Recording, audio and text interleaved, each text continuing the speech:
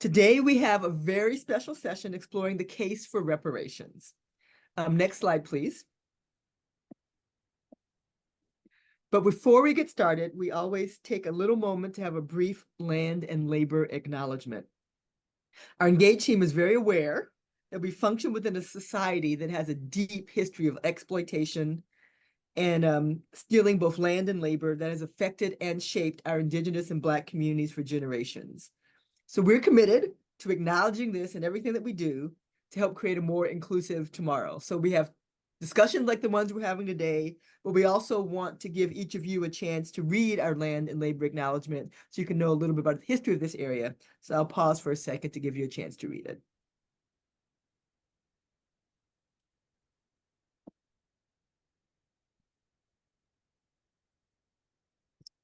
Thank you. Next slide, please. So I keep saying the engaged team, our community engagement team at the University of Michigan, so I'd like to introduce you to who they are. So as I said, I'm Trina Shanks. Sonia Harb is our Detroit engagement strategist. Aisha Ghazi-Edwin, who kind of organizes this webinar, at the moment is an adjunct lecturer, might be a slightly different position in the future. Fatima Salman is an engaged program manager. Saria Machara is our program assistant, at least through May. And then Savannah is our social work intern. So we're thankful for everyone who's part of this team and to make all the work that we do possible. Next slide, please. But actually, I'm going to turn it over to Aisha Ghazi-Edwin now, and she's going to introduce our panelists. Looking forward to the conversation. Thank you so much, Dr. Shanks, and welcome everyone. My name is Aisha Ghazi-Edwin. I use the pronoun she and hers, and I'm a person with Black hair who is wearing a pink jacket, a light top, and I have glasses. And that's an accessibility best practice in case any of you out there are using a screen reader. It translates to the transcript. So as Dr. Shanks described, we have a special session today exploring the case for reparations, an activity that's happening on the ground, both locally, nationally, on this very important issue. So everyone who has joined today, I want to just make sure to say that we hope that this will be an interactive session for you. That means that you can go ahead and drop your questions or comments in the Q&A dialog box at any time, and we will do our best to answer them in order. Now, I'd like to give each of our panelists an opportunity, about 3 to 5 minutes, to introduce themselves. And why don't we go ahead and go on in the order of how they appear on this slide. So using the prompts on this next slide, if each of you can please introduce themselves. So name, pronoun, identifiers, and your work in this space. And let's go ahead and start with Stacy Deering. Good afternoon, everyone. I am Stacy Deering. I identify as she, as her. She and her is my pronouns. I am wearing a hunter green blazer with a multicolored shirt that has a hue of yellow, green, and blue in them. I have auburn color hair, and I'm wearing frames today, the brown ones. So I actually have been doing some work on equity in racial education data for about 15 years. So I do teach at Eastern Michigan University and sometimes at Wayne State University, where I'm closing out my PhD in political science as we speak, actually. Hard work pays off. And I also work as a state policy associate for Access, which is the Arab Community Center for Economic Social Services. So I do a lot of work with policy research as well. And with reparations, I was blessed with the opportunity through my expert research consulting work with the Charles Wright Museum of African American History in the heart of downtown Detroit to co-chair a reparations study group with the lovely Lauren Hood, who is my co-panelist. Hi, Lauren. And we did a 90-day study group where we reviewed 3 key books in the realm of reparations with the reparations pioneers at the local and national and even global level. And we actually had 3 panel discussions with some of the pioneers in the reparations field, especially one of our local blazers, the president of the Detroit City Council, Ms. Mary Sheffield. So I was able to gather a lot of information over time from looking at slavery, Reconstruction era, to what that can look like in the 21st century. And I'm here today to hopefully share some of that knowledge with you all. Thank you. Thank you so much, Stacey. Next up, let's have Michael Steinberg. Hi, everyone. My name's Mike Steinberg, he, him pronouns. I am wearing a black shirt. I have gray hair, and I wear reading glasses because I'm old. Um, um, Thank you for inviting me to this distinguished panel for what's sure to be a great conversation. I I'm currently a law professor at the University of Michigan Law School. I teach civil rights litigation and I run a civil rights clinic where we litigate cases with students. I'm the former legal director of the ACLU of Michigan for 22 years.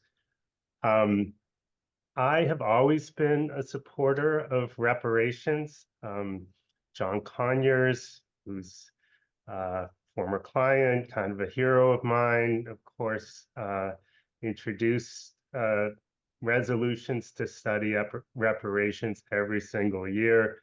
I was influenced by Ta-Nehisi Coates' well-known article in 2014 in The Atlantic on the case for reparations. But I never was really an activist for reparations until fairly recently.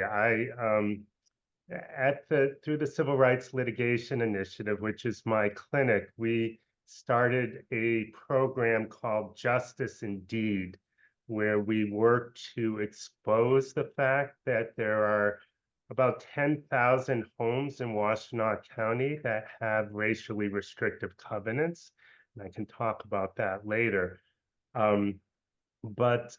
So, you know, I think it's important to educate people that housing, like almost everything else in this county and throughout the country, was built on white supremacy. But my entire career, I've been bringing cases to vindicate the civil rights of individuals, and just education didn't seem to be enough. And so I was asked to be part of the exploratory committee on reparations by Washtenaw County. It was led by the equity officer for the county, Elise Asbury Payne.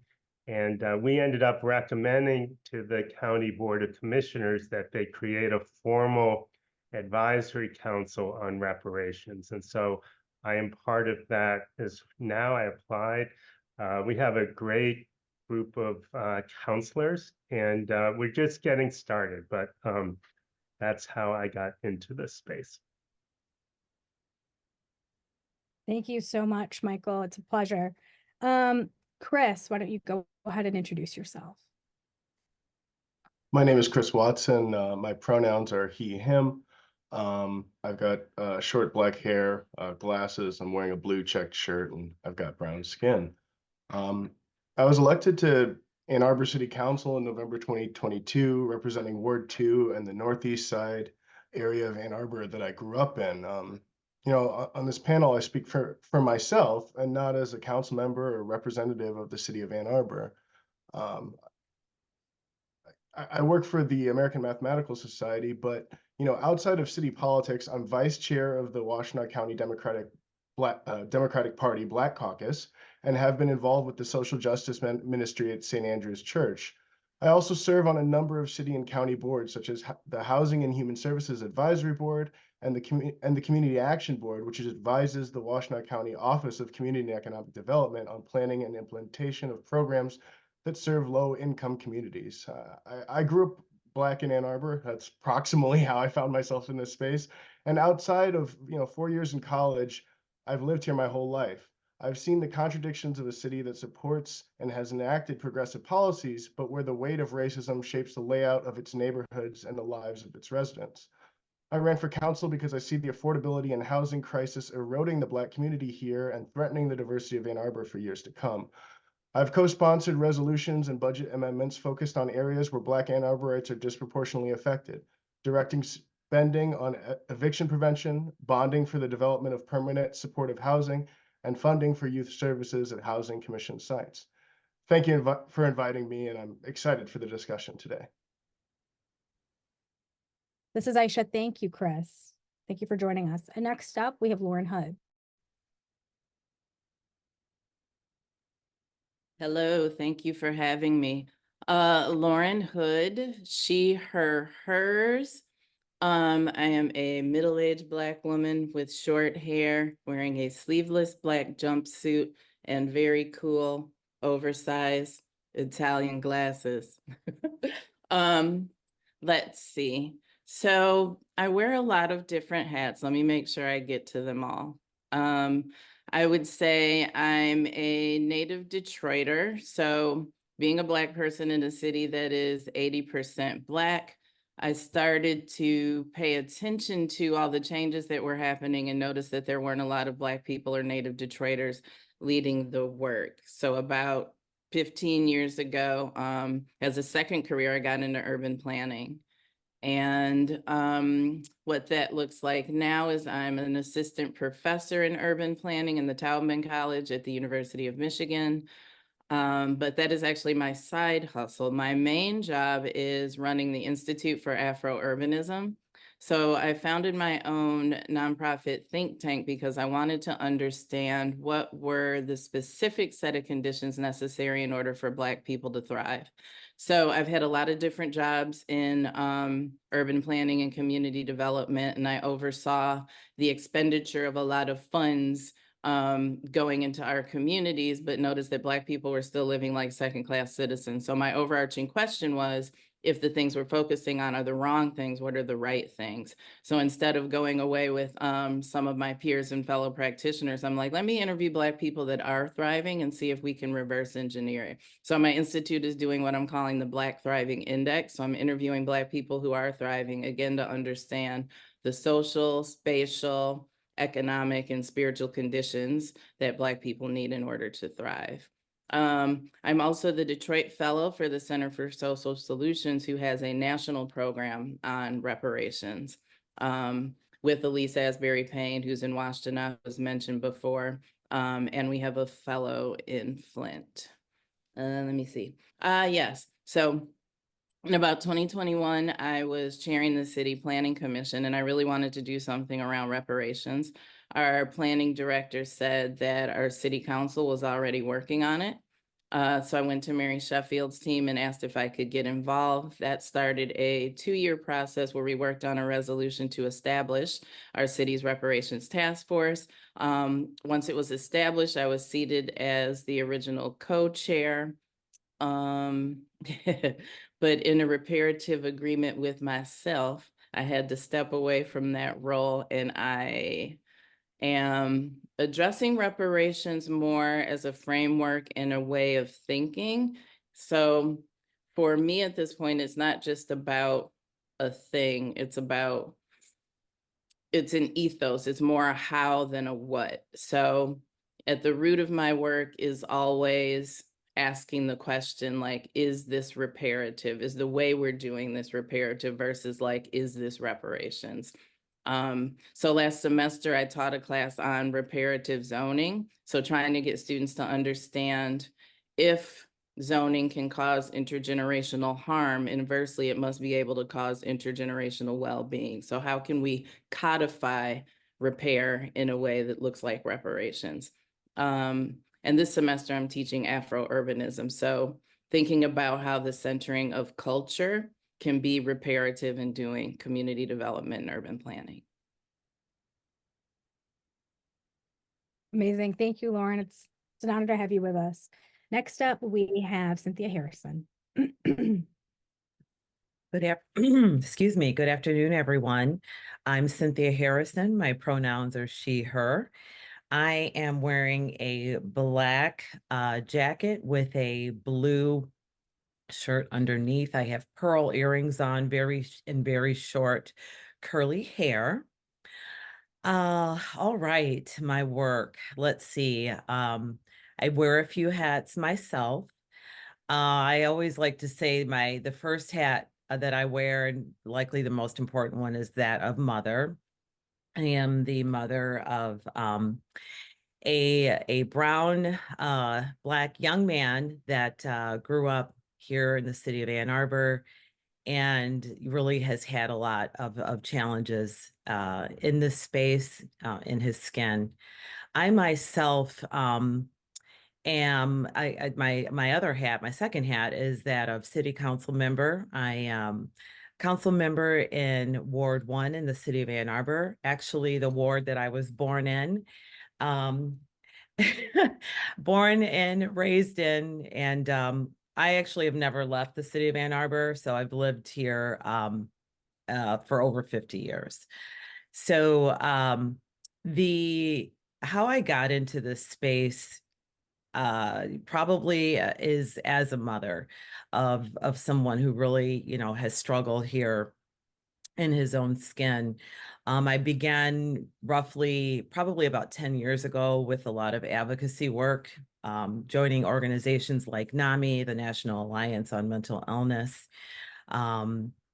working for social service organization, the Center for Independent Living, now Disability Network. I'm on the board of Fresh Start Clubhouse, which is an organization that supports individuals that live with a severe mental illness. Currently, I'm also on the board of A Brighter Way, and that organization supports individuals that are impacted by the criminal legal system and are really just trying to, have a life after being incarcerated. I do some programming within the jail at Washtenaw County Sheriff's Office. And so that's with my volunteerism hat on. I work in the space of reentry, and I partner with stakeholders and community members, just really trying to understand. Well, I understand as somebody who has family that has lived experience with the criminal legal system. I understand the struggles that they go through, and it's really my passion to help individuals live the life that they would like to live and just live comfortably, and also to be able to be accepted within the space here in the city of Ann Arbor and Washtenaw County. I also speak, I want to thank you all for inviting me here. I want to basically mention that I am here just representing myself, not the city of Ann Arbor. My views are my own. The work that I do on council is it is really very important that we support individuals that look like myself, and I've been working really hard on that. I would say that the thing that I'm probably most proud of is sponsoring the most progressive driving equality ordinance at the time in the country. And that driving equality ordinance was created basically to limit unnecessary contact between law enforcement and civilians. That was passed last year in July. We passed that at City Council, so I'm very proud of that work and the support that I received from my peers on that. I'm also very pleased with another resolution that I've sponsored, and that was to allocate marijuana excise tax funds to go to trauma-informed wraparound services for individuals who have been impacted by the criminal legal system and that have a housing choice voucher. So that has helped individuals to get the support that they need to retain housing that they have recently gotten, and to be able to stay and live comfortably in their housing. And so that work is, those two things are probably two of my most proudest moments that I've had on city council. And I was elected, let's see, I started my term, was it 22, November of 22. So anyway, thank you all. Glad to be here. This is Aisha. Thank you so much. I mean, we have so much just experience and wisdom and knowledge in the room. So I'm really excited for this conversation. So I should make a note as well that I am also an Ann Arbor City Council member. And at this time, I'm not representing the views of the university or of City Council as a whole, but these are my personal views. And you may wonder, why are there so many City Council members on this call? Part of it is, as Michael Steinberg said, we too are starting to uncover the history of our racist past and how it's impacted the city and helping it to get to be one of, you know, the kind of the richest communities in the nation, but who has suffered in its wake. We also are the most diverse council in the history of Ann Arbor. So I think it's important that we show up for conversations like this. Before we delve into the conversation, I want to just make a quick note that we will be talking about things during this session that will be traumatic and will re-traumatize some of us who are going to be disproportionately impacted than others. And I, really stress that we not intellectualize some of the pain that we're hearing and not distance ourselves from it. I mean, we are talking about experiences that people in this room have, their families have experienced it. So I want us to be sensitive to that pain. And also, if you need to stop at any time and you need to walk away, you need to take a break, please take care of yourself first. So let's just dive into this conversation. So, my first question is, it's a very general one, but what are reparations?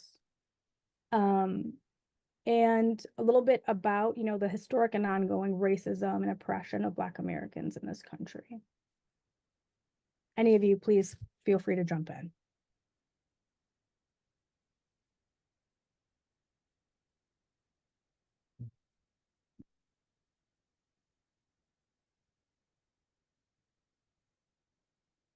I know you guys have information on this one. Don't be shy. Just what are reparations? I'm happy to go first because we're working on a working definition right now for the Washtenaw Advisory Council on Reparations. But there's many different definitions out there. There's the International Human Rights Framework. There's definitions that are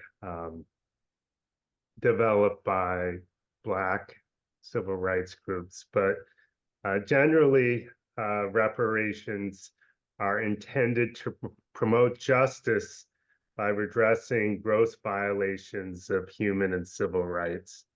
There's many types of reparations. A lot of people think of cash payments, which is certainly a very important part of reparations in my view.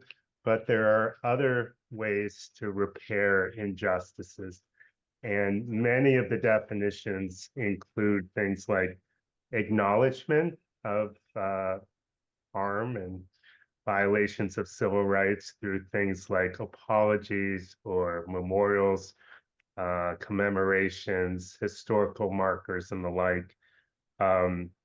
There's the cessation of and insurances of non-repetition. In other words, we're going to stop the oppression and we're not going to do it again. There's many types of ways to accomplish restitution or restoration through various policies. I think Councilwoman Harrison kind of mentioned one, using funds from marijuana to help people who were victims of the war on drugs, which was often a war on people of color. And then, of course, there's compensation. So there's probably more. I think other people on this panel probably know more about this and have studied it more than I have, but that's what we're working on with the Big Council on Reparations. Thank you so much, Michael. Does anyone else want to jump in on this? And maybe even, what sort of populations have received reparations in the US or abroad? I would just quickly jump in with something to add to the definition. I think that I have some colleagues that are referring to it as dignity restoration. So it's not just, again, like the compensation. And I had someone ask, well, if it's not just that, what else is it? It's like you could give me a check But if I'm not treated the same way as everyone else in society just because of the color of my skin, then there's still something missing. So yes, it's about addressing the past harm and it's about compensation, but yeah, I don't want to be judged for the skin suit that I showed up in. So I think that's a part of it that we need to also name. Right. I'll highlight or add to the definition and the discussion, just like the concept. So the root word of reparations is repair. So the core goal is to repair and restore generational harm and shift the trajectory for a disenfranchised, marginalized population that has historically been oppressed systemically and institutionally. So as Lauren was saying, the dignity aspect of not being treated as a second-class citizen, going from chattel property to a human. And then the actual social contract we have globally and as a nation to restore, repair any human injustice that's been done. So other communities and populations, Black and Brown, and even some that may not be considered Black and Brown that have been disenfranchised, marginalized, oppressed, have faced any type of injustice, there has been reparative efforts and restoration efforts. And it's coined under reparations, but we're looking at equitable outcomes because we know you never achieve equality without equity. Because as we've seen, Black and Brown communities never had the same access or starting points as the supremacist capitalist nation that we're built on, right? So the goal is not a lottery system where there's a check. The goal is looking at all of the access to resources that gives you a better quality of life to achieve this theory of the American dream, which is having wealth, right? Having education, health, prosperity, improvement in quality of life. So I just wanted to add that tidbit.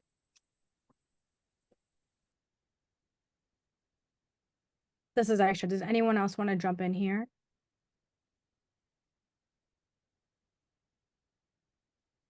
When you asked about, what groups have received reparations, I think the first that comes to mind, I think, is the victims of Japanese internment. And that did, I think, set a precedent that the American government can respond to a specific harm and compensate those individuals. In the international context also, I know a professor at Michigan, Derek Peterson, who has worked on compensation for Kenyans who were interned by the British during the Mau Mau rebellion, and his work actually did lead to an apology and a settlement, multi-million-dollar settlement. But I think the way that our Constitution is structured, it does tend to favor specific documented harms and documented compensation. But I just want to kind of second the statements of everyone on the panel that I think it really does have to be a shift in the potential outcomes for Black people, whether, employment, education, just access to wealth and opportunity. And that's so much more than any one specific action, but taking down barriers, whether it's barriers created by zoning or barriers in hiring or educational attainment. Mm-hmm. Mm-hmm. Oh, this is Aisha. Yeah, I think that, we have been socialized to believe that we're a very merit-based society, right? Like people who are at the top got there because they worked harder, they're smarter. But I think if you haven't studied kind of why Black people have some of the lowest indicators for health and education and how everything and lowest quality of life indicators, it's because we have set up these systems, these institutions that have purposefully, continually, and currently keep Black people down. And I like what a few of you have said about cash payouts, because it's not just about giving a check, it's about long-term intervention for institutions that have been here and continue to operate and the harm they create, right? Does anyone else want to jump in here? At some point, I was going to talk about, after the 13th Amendment, how they basically continued, slavery really continued through mass incarceration that happens now, but with the prison industrial complex. basically allowing, individuals that have been convicted of a felony to be continued to be their bodies utilized to, for mass labor. And that really has, that just has continued. With the war on drugs, and the way, politicians have utilized that, all the way, well, starting with Nixon, and then followed by Reagan, and then Bush, and then Clinton. And actually Clinton, because the trend was to utilize, basically, scaring people, and to use fear mongering. He even, as a Democrat, utilized that within his campaigning, being tough on crime, these tough on crime policies. And so when you look at, for example, marijuana excise tax funds, in my opinion, I mean, I'm not really defining, I guess on some level, this is defining reparations, but in my opinion, those funds should always be utilized to support individuals that have been victims of the war on drugs. So, when I think about repairing, well, reparations for me, the very first thing that I think about are two words. It's just repairing harm. That's just a really shortened version of the definition. And so that's what's always on the tip of my tongue whenever reparations comes up, is repairing harm, and what are the ways that we can repair harm. I think I can think of a lot of ways, but anyway.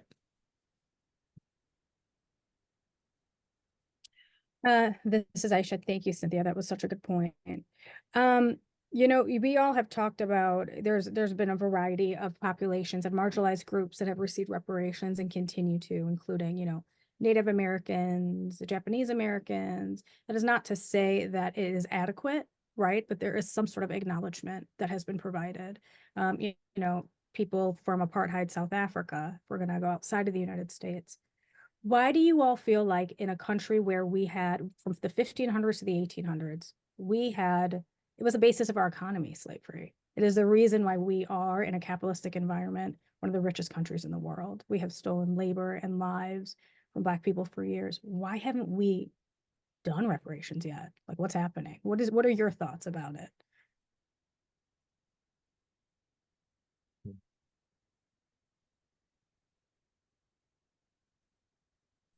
I'll jump in first. So what I've noticed over time when we even bring in the term reparations, it automatically has a negative stigma and stereotype and connotation to it. So it's often compared to the welfare system that we have, right? Which we all know that a welfare system was implemented because we were in a recession. There was a big wealth disparity gap that we still have today. And there were millions of struggling families. And if you want your economy to thrive, you have to flourish it to empower families and citizens to have some type of economic power, right? And when you see the intersectionality of classism and racism, with Black and Brown communities automatically being deemed as subpar animals, chattel property, not human, they already have this stigma of, ironically, being lazy or just wanting to not achieve more, or not being able to pull themselves up by the bootstraps to access what they deem as equitable resources to achieve prosperity, wealth, like home ownership, education, career paths, literacy rates, same access to the criminal or civil system. So all of these things that are supposed to be our liberties and rights to give us a great quality of life have been subpar, disenfranchised, and not given due process, even though we have the 14th Amendment that's often in every civil litigation case, when you see lawsuits that have been used to create, rights and civil rights and update laws at the state and federal level. So looking at how society views the reparations for Black Americans, they view it as like a welfare system. And we know that the way the welfare system is set up, it doesn't actually promote you out of poverty, especially with inflation, recessions, cost of living soaring. You can even look at the state of affairs that we're in right now. where people are spending 30 to 50% of their income just on housing. And we haven't brought in any other bills right now, right? We haven't brought in like utilities, childcare, food, transportation, and you're already spending between 30 to 50% of your income. The minimum wage in Michigan is $10.33. The national minimum wage is still $7.25 and hasn't been raised since 2009. So when you talk about looking at reparations and the framework, looking at it as a welfare system as, oh, it's a government handout that's supposed to give them some type of compensation to uplift them. And that means they're going to continue to be dependent on government support to survive and thrive, when in reality, government support doesn't allow you to thrive. You don't even make ends meet today. You're barely surviving. And then you're placed in a hard position of going into the work field, making minimum wage and still suffering because you lose your benefits, right? When we talk about, deciding how to work, grow, evolve, and come out of poverty. So Black and Brown communities don't actually have a comprehensive plan that gives them quality housing, education, healthcare, elevation to come out of poverty and decrease the wealth disparity gap. So for centuries, the term reparations has been looked at as welfare, even though it started out as the theory of 40 acres and a mule, which is land and transportation. And so Detroit being like the heart of Motor City, cars, transportation, and having one of the most tragic events occur where Black Bottom and Paradise Valley was ripped apart for suburbanization and white flight. The irony there is very significant, which is why it's also significant that you see localization efforts for reparations task force looking at reparative. So we're not looking at a check or compensation, we're looking at the things that create wealth attaining assets like housing, education, healthcare that can be passed down generations to shift the trajectory, right? Because families don't really have a financial literacy background or legacy, and that stems from all of the injustices that have been done to the Black population going back to slavery, where this nation was built off of free labor. And now we're seeing it through the mass incarceration system where pennies on the dollar are being paid. And we have this clause in the 13th Amendment that enables it to continue to be legal today, 160 years later. So the framework and the stigmatism that's placed on the terms reparations, instead of looking at it as a reparative effort, similar to if you went to court for a litigation lawsuit because you were harmed because there was a breach of contract, right? Right. So in litigation, you're supposed to be restored for the breach and made whole. So instead of looking at it logistically in that framework, is the notion of it's a welfare system, it's a handout. We've achieved equity as a nation now. They have the same access to resources. Everyone has the access to be merit-based, but we have not reached that. So accepting the reality and not the theory or the dream has been one of the major shakers of looking at the framework of reparations as a society, from what I've seen in my research and experience as a Black woman that was born and raised in Detroit and that is in academia, still experiencing some of those residual effects. And I'm in academia, right? I'm supposed to consider to be merit-based at this point, but I'm still experiencing things as a double and triple minority in 2024. Yeah. And I want to, Absolutely. I'm sorry, I want to piggyback on what you were saying about welfare and really the stigma, because universal basic income and welfare, they're looked at, it's really the same thing, right? But it's not considered the same thing. If you look at UBI, universal basic income, and then you look at welfare, or you look at, I guess I would say welfare. There's the stigma that's attached to the welfare and that's attached to the way we think of people of color receiving, these very nominal, these small payments. It's really the same thing as universal basic income, but UBI is viewed very differently because of who is receiving UBI, universal basic income. So the stigma piece is a real problem. And when I think about reparations, and I think about really, I've kind of coined it in this area, municipal reparations. If we were to, if the city of Ann Arbor, and again, I'm speaking for myself, but if the city of Ann Arbor were to ever consider looking into this, I I'm really just kind of trying to think about how we talk about this and how we help people to understand the stigma that's attached to it, right? So it's really, when I think about it, it's about having conversations and helping people to really understand what reparations really means. Anyway, yeah. Yeah, this is actually absolutely. Michael, did you want to jump in here? Well, I agree with everything that has been said. I mean, this country was built on at least two original sins. It's stealing land from Native peoples and slavery. And it's one of the most shameful, racist, embarrassing aspects of this country. However, this country is ahistorical. People don't want to learn about our history. And in certain states like Florida, you can't even talk Teach about history. history. I mean, there were supposed to be reparations, 40 acres and a mule. It never happened. And as time passes, people don't want to recognize that, there were 250 years of slavery. There were 90 years of Jim Crow. The racist housing system has created disparities, and unless we can educate white people about this, it's going to be difficult to push through. But I think, we have to.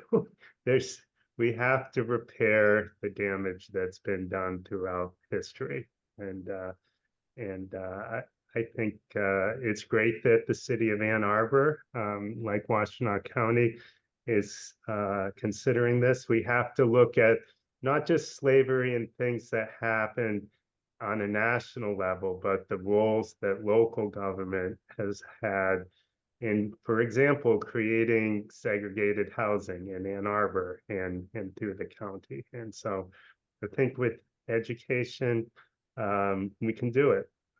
They did it in Evanston. We can do it in Ann Arbor in Washtenaw County. I mean, there's lots of issues with Evanston, but it's a start. It is certainly a start. Chris, do you want to jump? Oh, Oh, go ahead. Chris. I think Chris, Oh. you. Okay, cool. Yeah, no, I kind of, this is also piggybacking on what Professor Steinberg said, but so much of the proximal plan for reparations and reconstruction after the Civil War, that was met with violence and then political deal making to avoid the violence. And so as we move further and further away from slavery, it becomes harder for both people to document and track the harms that were made, the wealth that was lost, and easier for people to kind of hand wave it away as, these are people's descendants generations back. And then on the more proximal issues, I think so much of our legal system takes time and effort and money to pursue. And I just remember, this goes back to even to the founding of the country, the first Black woman to sue for her freedom in Massachusetts, Elizabeth Freeman. She was able to eventually argue her case before the state of Massachusetts Supreme Court, and she won. And the court basically acknowledged that, she was equal and deserving of freedom, but they took the point that this is only her.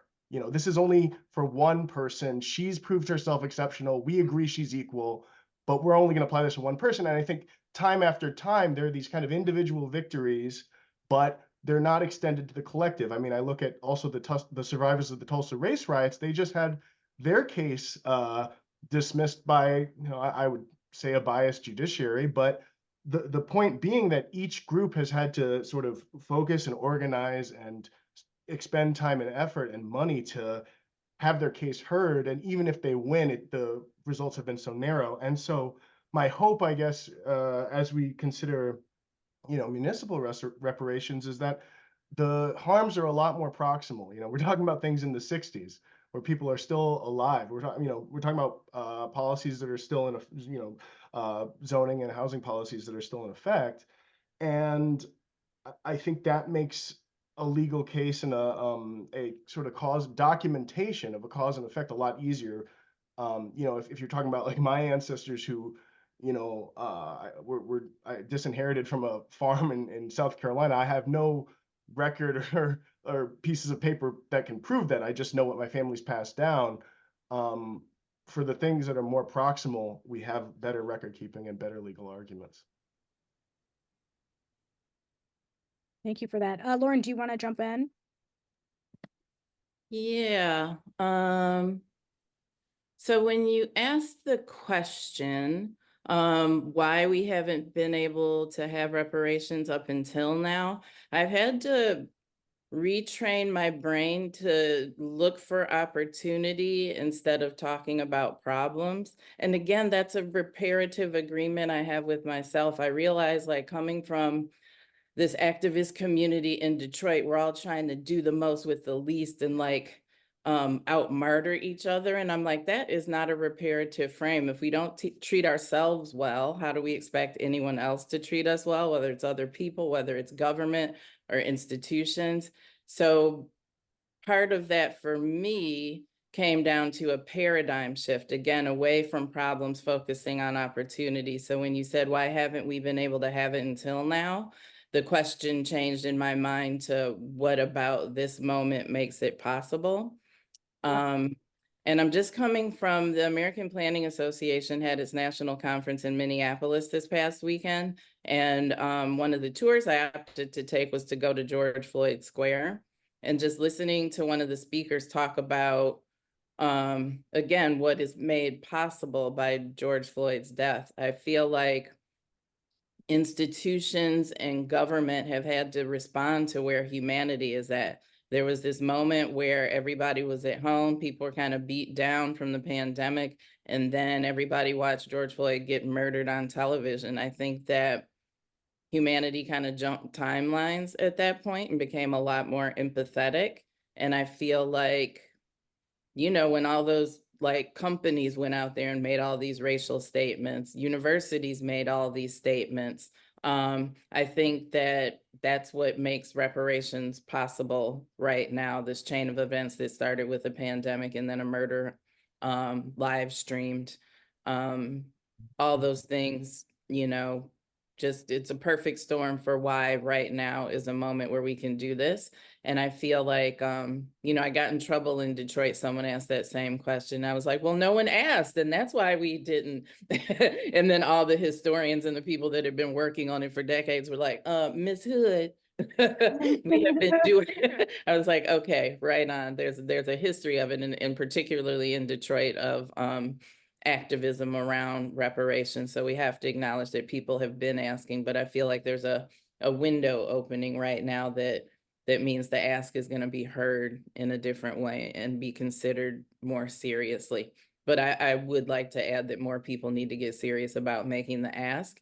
I feel like I know amongst my peers in Detroit, a lot of people are like, that'll never happen, so why bother? So people don't think there's a real possibility, so they're not even activating around it. I think part of the work has to be getting as many people as possible to think about what is possible in this moment, and understanding, again, reparations is like, it's a menu of options. It's not just this one thing. It's not a free house. It's not a check. It's a way of practicing. Government can behave differently. We can write policies differently. There are all these other things that could be considered reparations without having to call them that.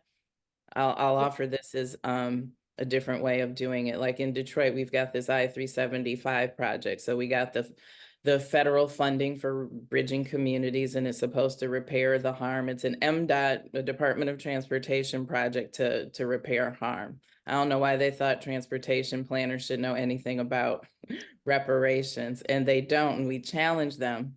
But now we're like, okay, you guys do what you do. And there's a reparative justice roundtable that's working on the side to kind of handle the social dynamics that was convened by one of our local foundations. So that's just a different approach. There's this other interdisciplinary group that's working on the reparative justice piece so that the transportation planners can just do transportation. So we're not calling it reparations, it's a reparative justice roundtable. So sometimes the naming it of something different allows it to move a little more nimbly. But they're just a variety of ways to skin this cat. Yeah. Thank you for talking about some of that work. And I hope we can delve deeper into that a little bit. So I want to just address a question that came up in the chat from Dr. Trina Shanks. Can we make a distinction between not knowing history and intentionally hiding and destroying historical facts and records to create a new narrative? I mean, that is a good one. Because even in my own work as a city council member, trying to find documents on eminent domain, which is when the federal or the local government takes away land from primarily Black people to build property, and it's hard to find. Do any of you want to jump in here about what is the distinction between not knowing history and then intentionally destroying and hiding it? I think we need to talk about both. I'll chime in. I think we're actually seeing this happen in real time with the strong opposition to critical race theory that we're seeing in waves, right? The strong opposition to implementing critical race theory, to improving history books for students to learn the real American history. Because although we have like Black History Month and Black history and African American history, in theory, it is American history because it happened on American soil in this country, and it's a part of all of our history. So accepting that, yes, we've had a traumatic past, we've had injustices committed, and we're in a reparative moment that can actually improve the dynamics of our country and go back to the American principles that our founding fathers kept reiterating at all those conventions and conferences that we had wars on. We were breaking away from the tyranny and dictatorship of Britain, right? So looking at I would say, in theory, a lot of times it is difficult to accept your blind spots, right? We have implicit biases, and it's difficult to go into an accountability era because we're in it now, right? We're in a high accountability era where we're holding accountable elected officials, we're holding accountable police organization, we're holding accountable policy structure, policy dynamics, funding, budgeting, how it's allocated, how it's curated, right? We're even looking at taxation, like how is it that a person that makes $1 million is paying less than taxes than a teacher that makes 50,000. We look at the percentage, right? So we're looking at all of these structural dynamics that are supposed to create equity, but also looking at the theory of, and my grandmother used to say this to me often as a child, there's ignorance and then there's lack of knowledge, because you can choose to learn. We are in a free for all technology environment where we have the access to education and resources at our fingertips. There are babies that Google, that look up stuff daily, right? So there is no excuse for not willingly learning the history, because you cannot understand the present without understanding the past, because your past influenced your present, and you can't reshape the future without bringing in learning lessons from the past to solidify in the present so that the future is not having these same conversations. My grandmother was born in 1935, and we're still having the same conversations today in 2024. She was born in Alabama, the heart of Jim Crow. So in 1950, my great grandmother moved her and my great aunts up to like New Jersey and then to the Midwest to save them, because they were in Alabama, the heart of Jim Crow. There was a lot of things happening where we're talking about lynching, racial slurs, segregation was legalized, it was codified, it was heavily enforced. Voting was not free and clear. Even though we fought to have the right to vote from 1870 to 1965, we are still passing voting right legislation today. There is a Michigan Voting Rights Act on the ballot right now in Lansing. Right now, right? And it's 2024. There is a John Lewis Advancement Voting Rights Act right now at the federal level, and it's 2024. And we're just talking about the right to vote. That sounds so simplistic to most, but people have lost their lives. We had a bloody Sunday on March 7th, 1965. It took 3 attempts for them to get across that bridge to vote, to be able to elect our officials in a representative democracy that we claim to have in America. So understanding that you can create a textbook and try to whitewash, remove, or blemish over, put a blip in there about Dr. King, put a little highlight about slavery, and then put a little highlight about the first Black president, Obama, and say, oh, we've covered American history, when we know that the gaps that you refuse to tell, they still exist. Whether you want to put it in ink in a textbook or not, they still exist. And there are live historians that are telling the truth. So you can choose to turn a blind eye to it, because people often say ignorance is bliss. But in reality, ignorance is actually a paradox, because if you don't learn and understand, you continue to perpetuate a systemic problem that actually enfranchises what's becoming the majority. If you look at the data, minority populations are surpassing the white population. They are in our country, and even in different states, they are surpassing that. And I know there's this fear, and you're seeing and hearing things like Project 2025. I know you guys have heard about this. There's this fear coming about, instead of looking at equity, you're looking at losses or perceived inferiority, right? So all of these things have created this fear mongering, this emotional attack to say, oh no, that may have happened in 1863 or in 1877 or in 1787, but it's not happening now. We've grown, we've healed past that. Who's healed? Who has healed? What does healing really look like? What does reconciliation look like, right? When it still takes red tape just to get government assistance. You can get a weapon before you can get Medicaid. And I'm just trying to have health insurance to go to the doctor and get a checkup, to be able to sustain and survive if I contract COVID or the flu virus, right? So the choice to stay ignorant or not learn or acknowledge is self-will. We all have self-will. And this inferiority, or this wanting to have this information bubble that you feel is perfect and kumbaya, is a choice. It's not, oh, I didn't know. If you don't know something, you have every right to learn it. There was a point in time where communities couldn't even read and write legally. And now people choose to stay illiterate in certain aspects or ignorant. So that is a choice. That is not, oh, I didn't know.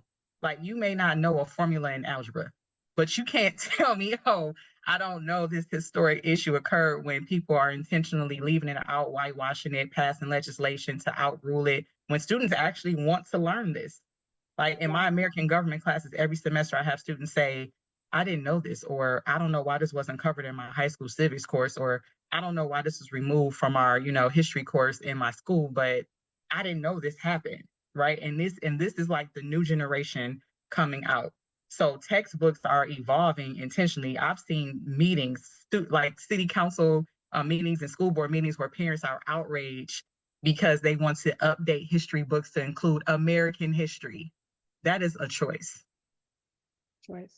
If I could just briefly, in response to Professor Shank's question, contrast Germany with the United States.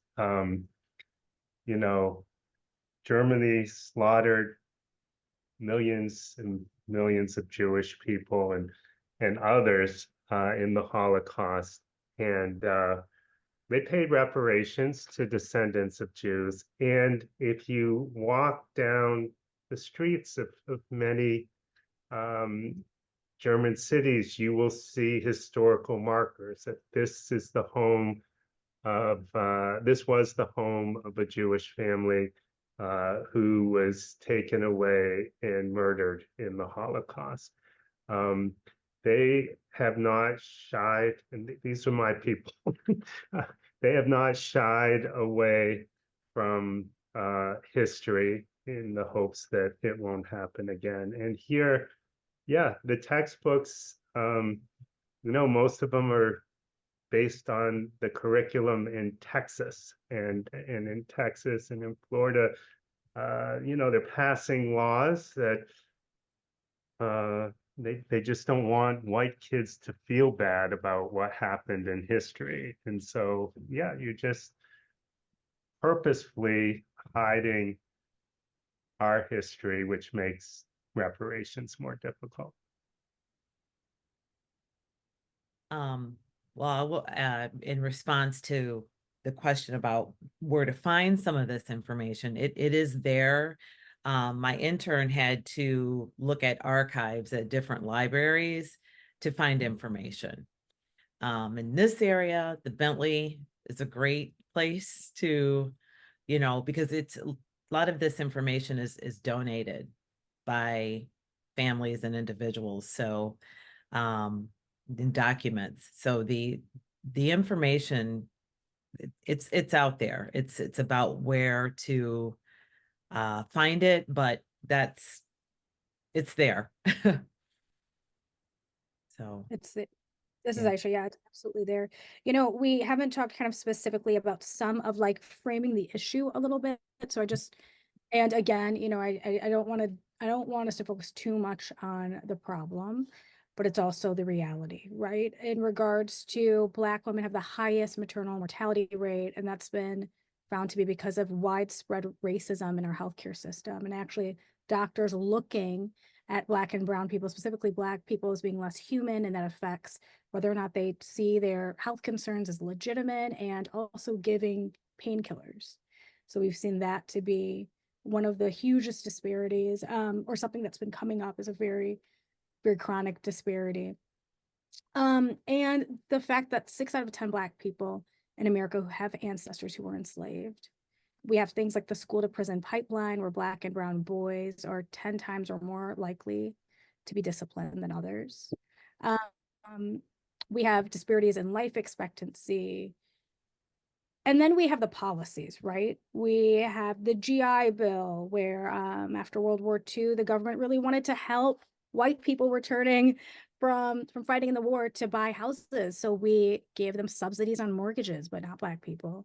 And when people walk around, they don't understand that neighborhoods look the way they do because we purposefully shape them. We shaped them racially, we shaped them economically, we have shaped the demographics. And then how that continued to, after we supposedly banned racism in the mortgage market, it didn't go away, it just evolved, and it exists today. I think I'm bringing up some of these things because I want people to know that there are actual policies that we've implemented over and over and over again to really oppress Black people and to undermine their full participation politically, economically, socially in society. I want to shift a little bit to some of Michael Steinberg's work. And if you would like me to show some of your slides, I can, with Justice Indeed, and what is the history here? And why is it important for a place like, Washtenaw County and our city to start doing some of this work? Yeah, I think it'd be helpful to start the slides with the yard signs. Sure, I can do that. Many people in Ann Arbor and Washtenaw County think we live in a very progressive place.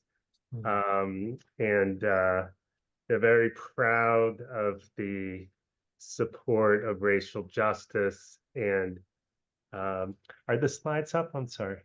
Yeah, I'm sorry, I'm having some technical difficulties. They're very proud of, after the murder of George Floyd, you walk around Ann Arbor in my neighborhood, and you'd see like every other house or every third house had Black Lives Matter. Hate has no home here on the next slide. And the truth of the matter is that hate does have a home here. And it's built right into the deeds of about 10,000 homes throughout Washtenaw County. And I'm going to show you some of these. Just a heads up, the language is very upsetting. But this provision was in my deed when I bought a house here. And I'm a nerd, so I looked through the closing package, and I saw this, and I asked my real estate agent, what is this? I don't want to move into a house that has a racially restrictive covenant. And this one right here is very common throughout the country. It says, no part of said land shall be occupied by persons not of the Caucasian race except for servants. So lots of times it says domestic servants living with people that are Caucasian. If you could go to the next slide, please. There's others. I don't know. You'd have to really look. This one's in Dexter. It says something like no persons of African or Jewish descent may live here, nor aliens, except aliens. I can't read it, so I'm just saying this from memory. Aliens from English-speaking countries. And the next one, this next one's from Ypsilanti in the West Willow neighborhood. We're working with them to repeal with the neighborhood to repeal this. It's super offensive. You know, no person shall live here whose blood is not entirely that of the white or Caucasian race, except as domestic servants. And then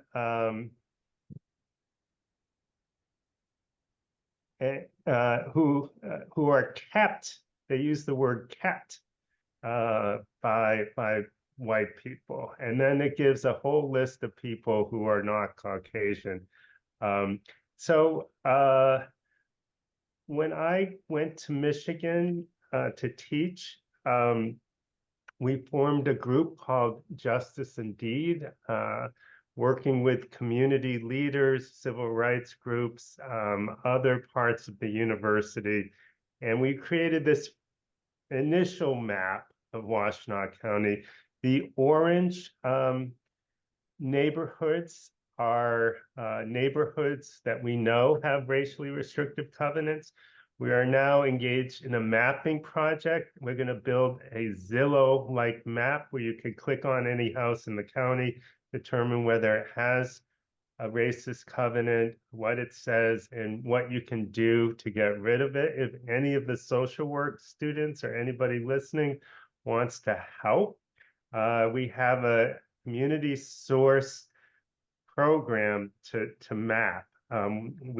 We work with the Register of Deeds for Washtenaw County, and we have every single deed and restriction document in the county, and we need to go through these documents one by one to transcribe the deeds.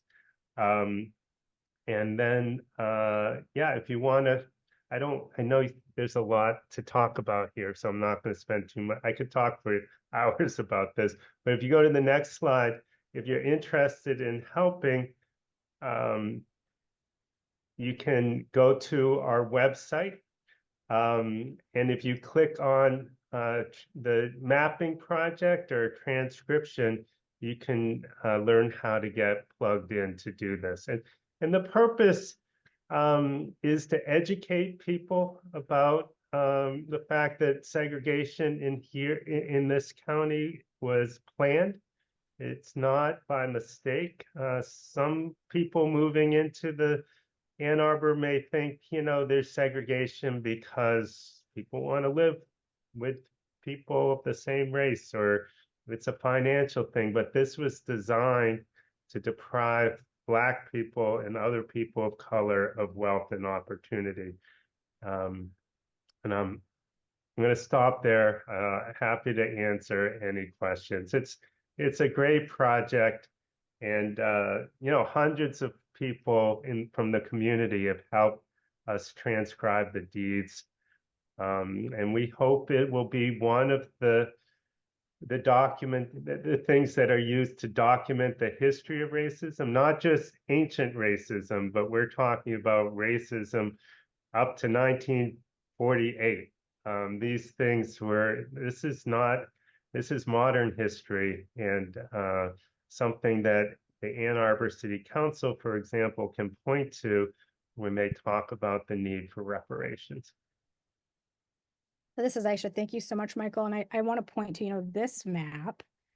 When I was doing a proposal on a park on my area of town is Ward 3, and it's, if you go from the middle, it's like a pie.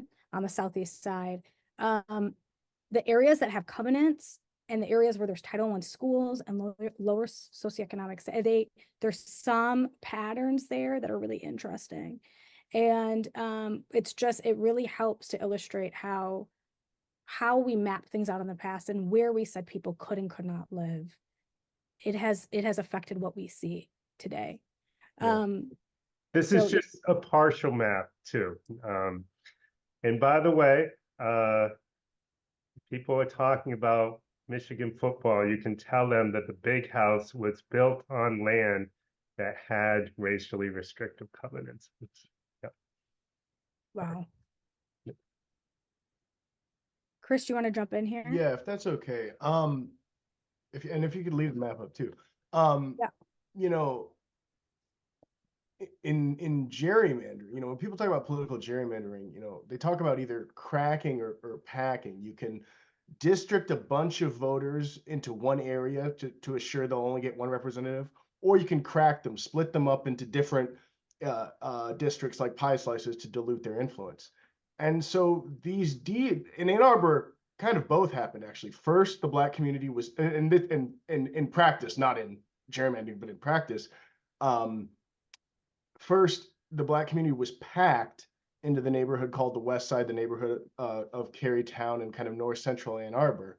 And then as time has gone on, they've been cracked, basically pushed to the southeast corner, north, a little bit in the north, and then the further west. So, and then as that has developed now, the north central portion of Ann Arbor is some of the most valuable land in the city, both from a business perspective and just in terms of land values. The other portion is that a lot of Black businesses were displaced from the West Side, which that was the name of the neighborhood, the West Side. So you can see though that it's these covenants that were the things that initially forced the Black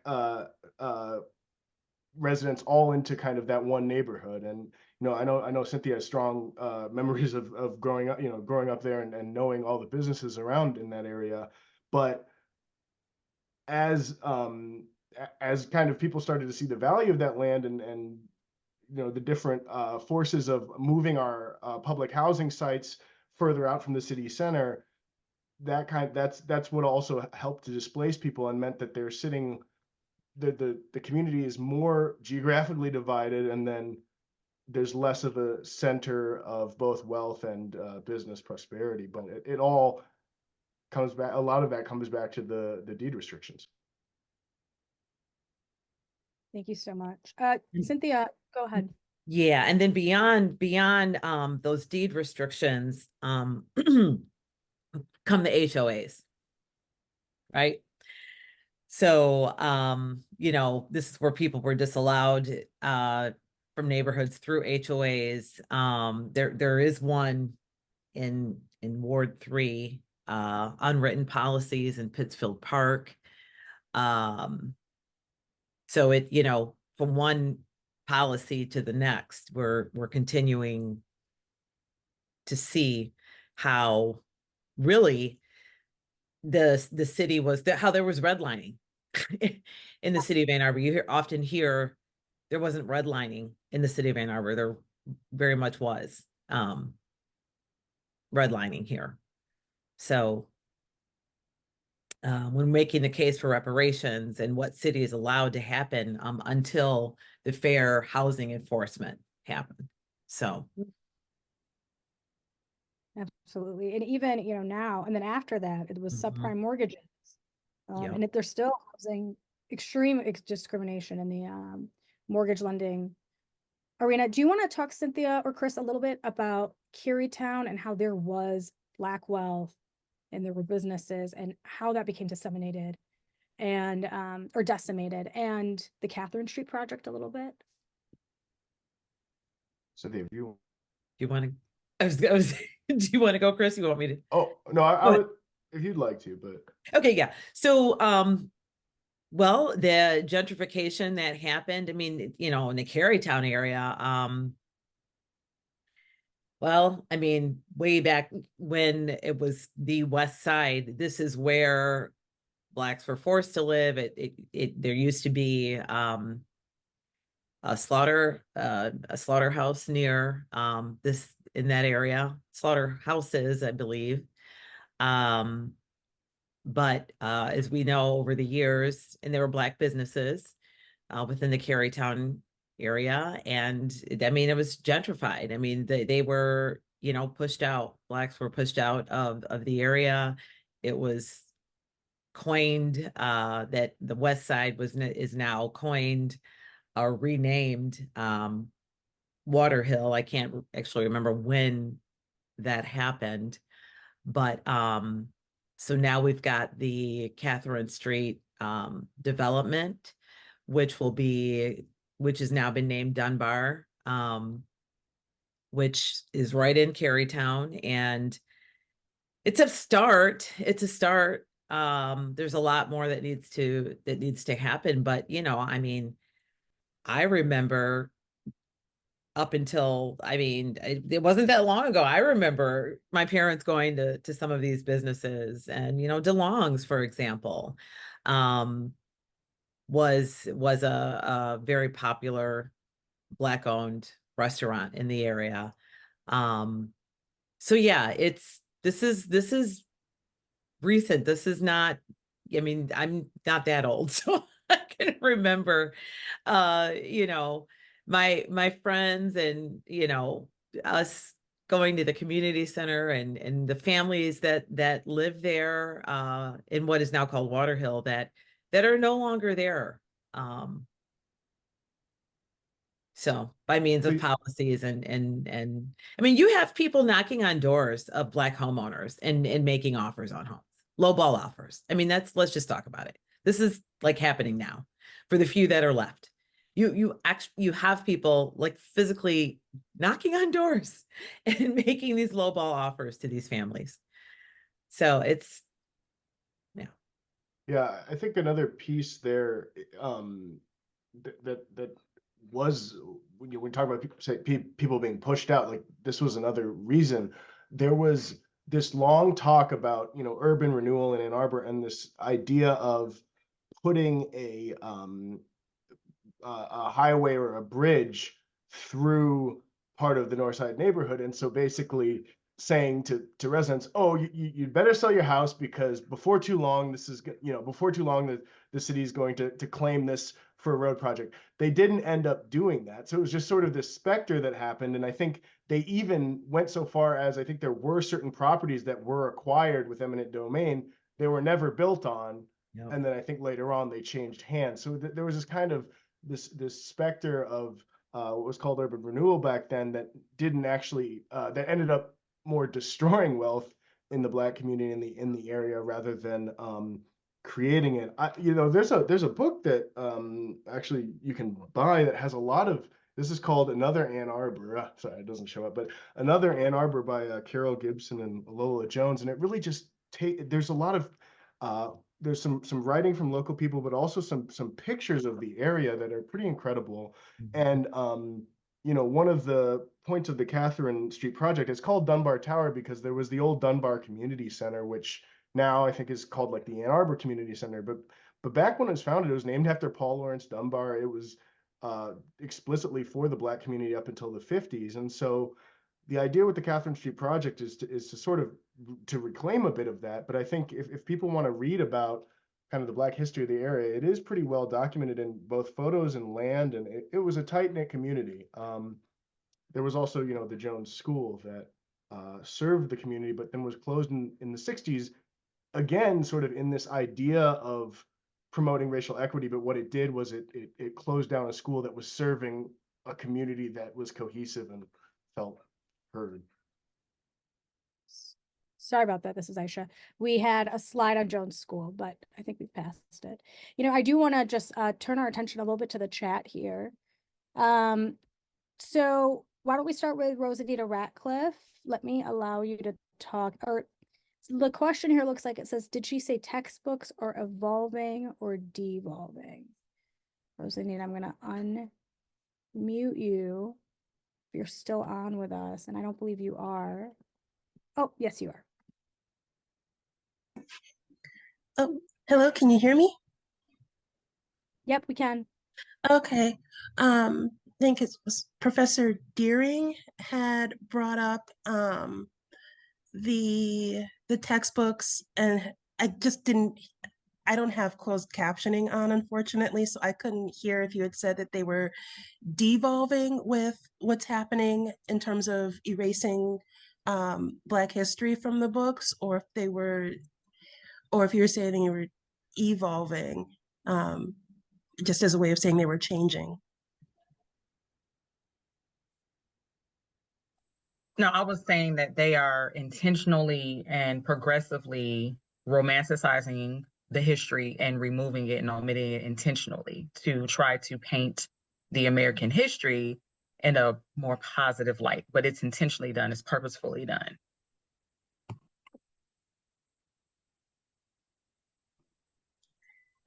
That was it. No problem. Thank you, Rosanita.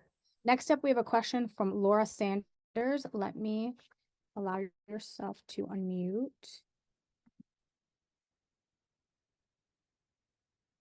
Laura, do you want to go ahead? Yeah, hi. I wrote it out, but I can't see it now. But I'm reading a book by Judith Herman, who did the original work on sexual abuse recovery. And her first book was Trauma and Recovery. And now she's 80, and she wrote a book called Truth and Repair: How Trauma Survivors Envision Justice.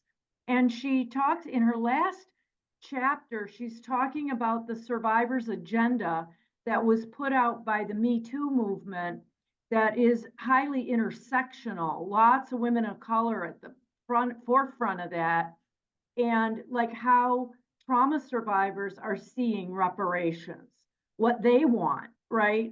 And how do you repair that kind of harm? And I'm just wondering if there's collaboration of movements here, or ways in which people can work together around not only racial reparations, but also reparations for women and sexual abuse and domestic violence survivors, et cetera.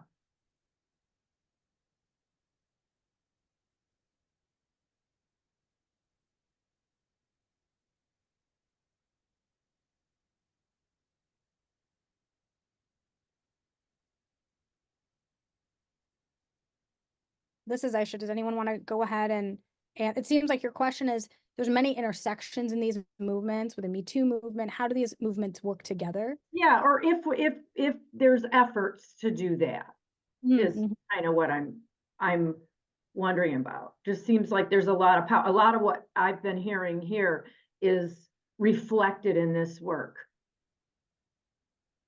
on justice for trauma survivors,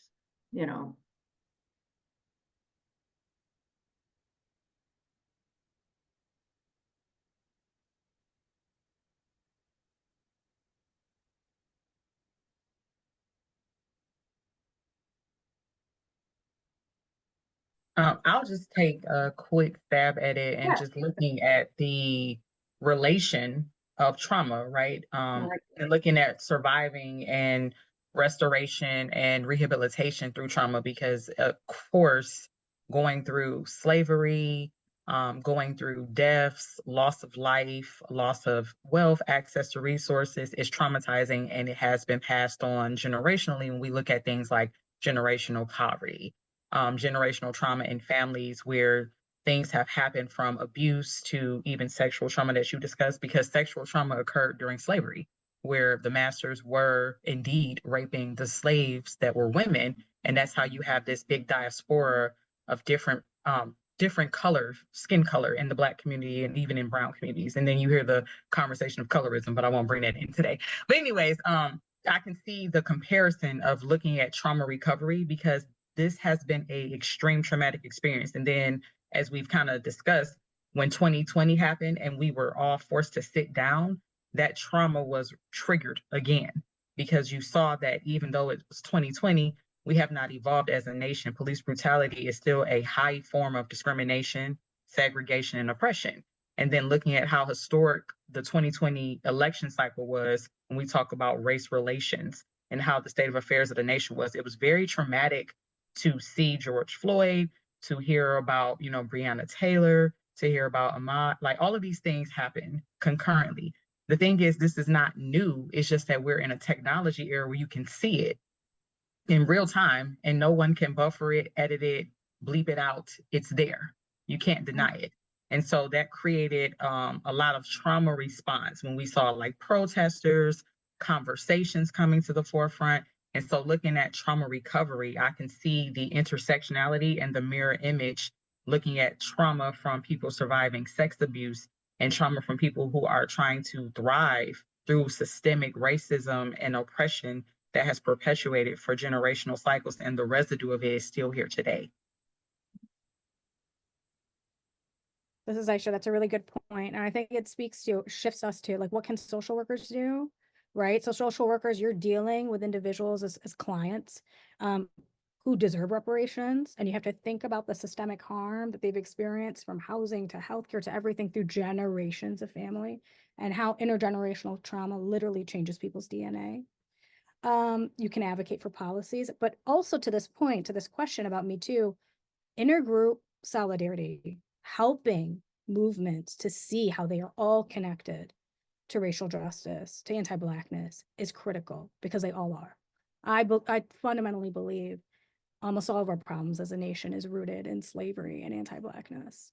And if you can't see that connection systemically, it's difficult then for you to see it when you're treating individuals, right? Or communities. So that is necessary. I know we only have a few minutes left. One thing that I do want to talk about and shift a little bit is, we have the Washtenaw County task force that's been set up. We have the Detroit Reparations task force that was, created through a ballot initiative. The entire city had input on it, started in 2021. What lessons can be learned so far? Any of you who participated in the Detroit task force are working in Washtenaw, for cities that want to model the same work, what lessons can be learned? What are obstacles?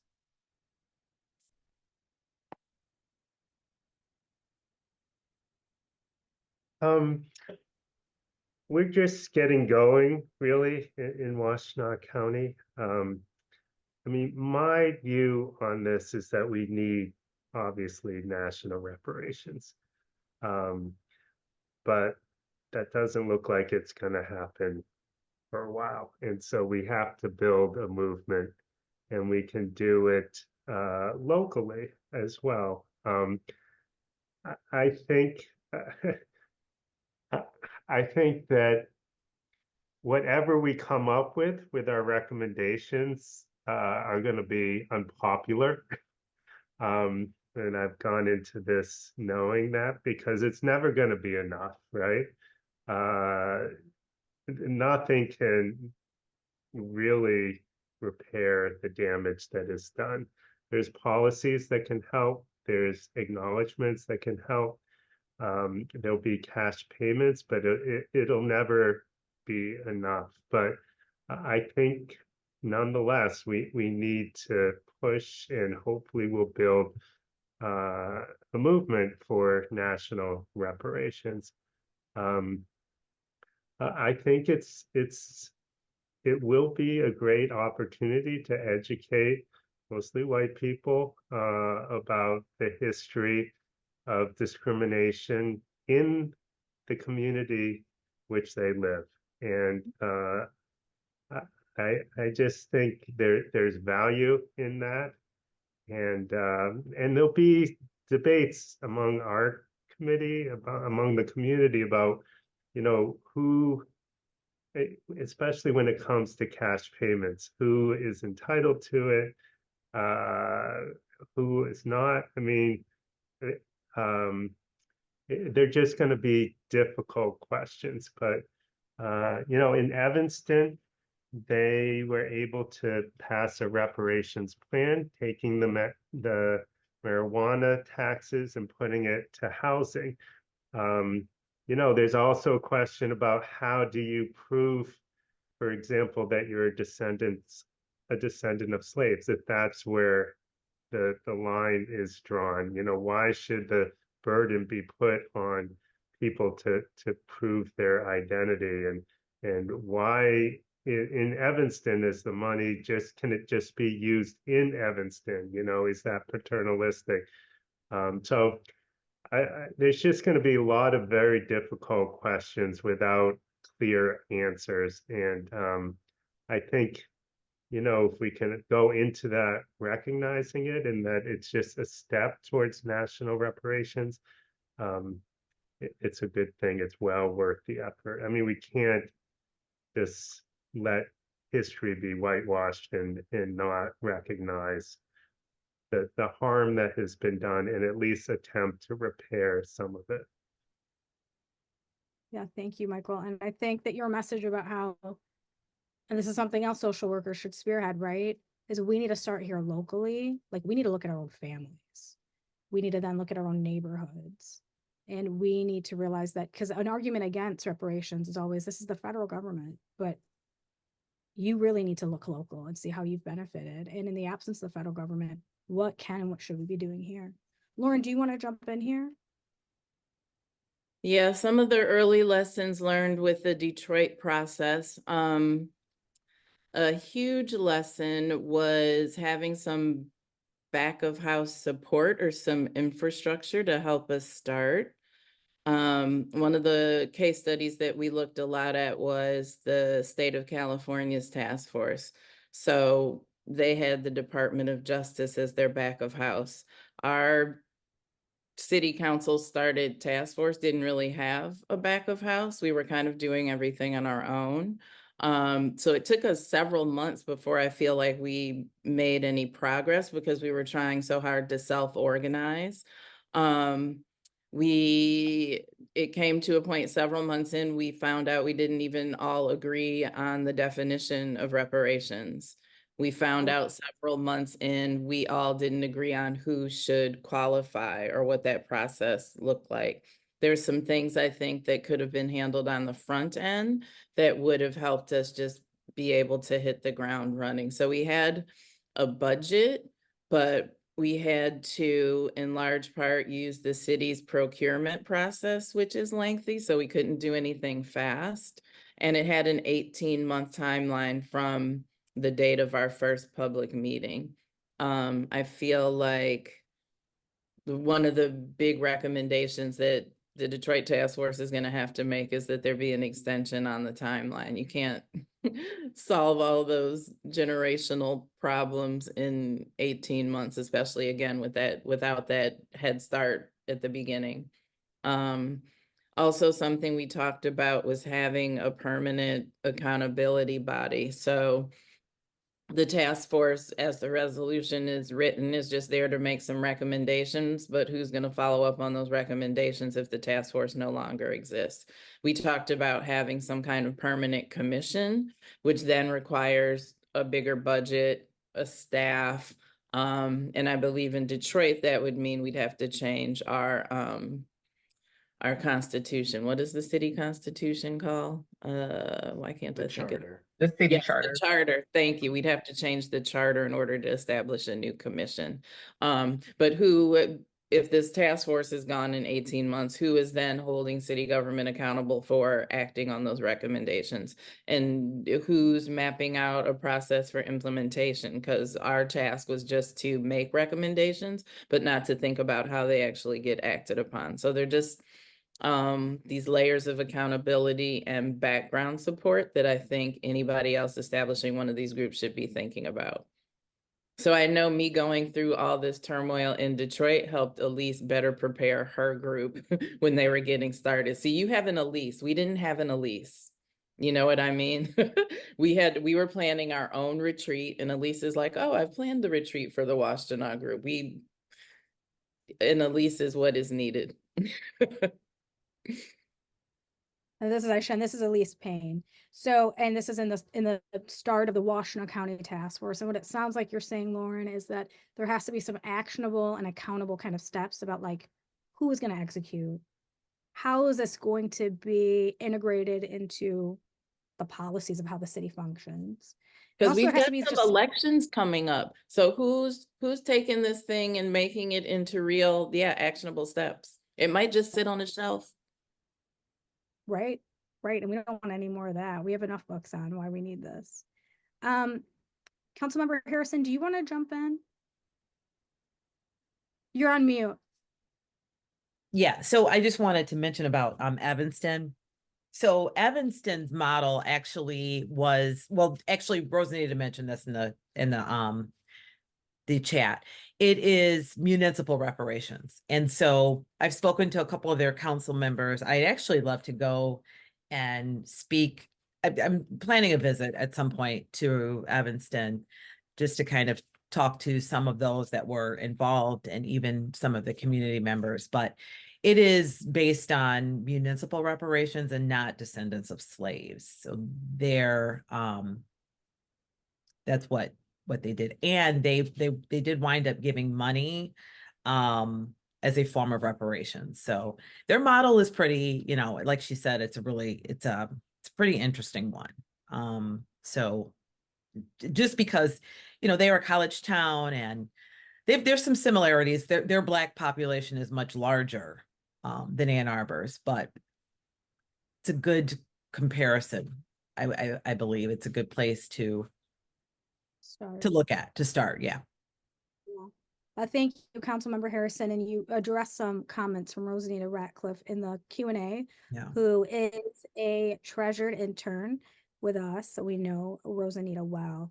Thank you for those points. And, you know, I think this actually, you know, Rosanita, you mentioned in here that Evanston has a partnership with Northwestern. This would be a great time to bring up about crafting democratic futures. And I understand that it's a $5 million grant from, I believe, Carnegie Mellon, for 11 institutions, different universities, including University of Michigan, to work together around the country to inform these reparation task forces. And I believe in Michigan, you all have chosen Ann Arbor, Flint, and Detroit.